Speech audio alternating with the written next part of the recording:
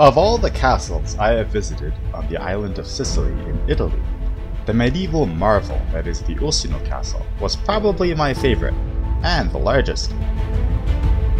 In September of 2024, I had the chance to visit the awe-inspiring city of Catania in Sicily, which is where the Ursino castle is located.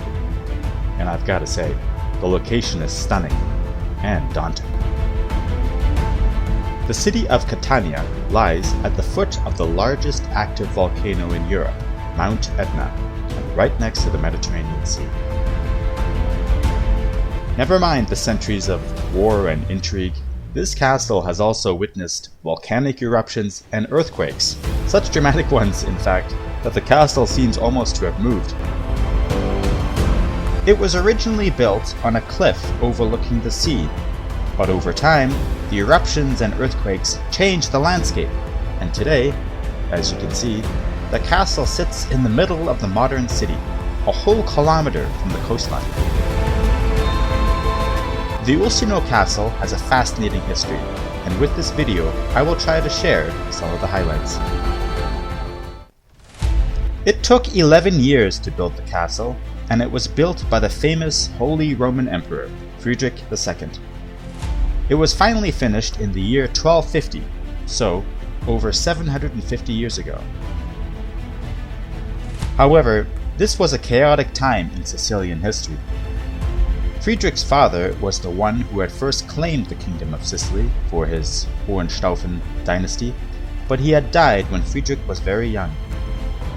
So, when Frederick, once he was older, was reclaiming the island, he ordered the surrender or destruction of all non-royal castles, so all the castles of smaller nobles, which made sure that only his castles remained. Convenient. In this context, the Ursino castle emerged as one of the largest and most important castles on the island. Although Frederick II was also the King of Germany, so the Holy Roman Emperor, he actually grew up in Sicily and apparently spoke 6 languages and likely visited this castle.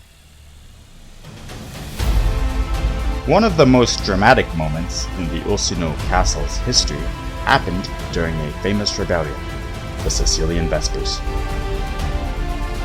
The year was 1295, so almost 50 years after Frederick II had died, and the island had come under the control of the French-speaking Angevins. A ferocious local revolt broke out in Sicily, called the Sicilian Vespers, which forced out the Angevins and led to a long war between the Angevins on the one side, who were based in Naples, and the Kingdom of Aragon, in today's Spain, on the other. 2 kings vying for control of Sicily. Eventually, though, it became clear that Sicily's ally, the Kingdom of Aragon, would no longer come to help. In fact, the Aragonese king had agreed to return Sicily to the hated Angevins. So, the Parliament of Sicily got together, right here, in fact, in the Ursino castle, and did something quite extraordinary, at least for medieval times. Against the Pope's wishes, they deposed the Aragonese king, rejected both Aragon and the Angevins, and instead they simply crowned their own king. In other words, a king of an independent kingdom of Sicily. Although the castle was briefly captured by his enemies in 1296, the new king of Sicily, Frederick III, who was actually the younger brother of the prior Aragonese king, managed to fend off several invasions, and in fact, Sicily remained independent for another 130 years.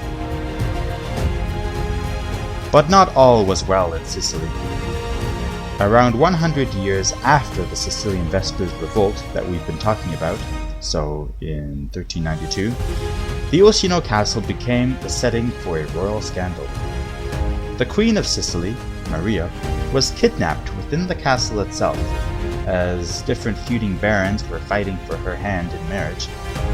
Ultimately, this led to the kingdom's independence decreasing. By the 1600s, the Ursino castle had lost its military role, and instead was used as a prison. Amazingly, despite its age, it was one of the few buildings in Catania to survive both the devastating earthquake of 1693 and the volcanic eruption of 1669. It was during that eruption, in fact, that the castle's moat was filled with lava from Mount Etna, and the castle, once a seaside fortress, now became an inland fortress.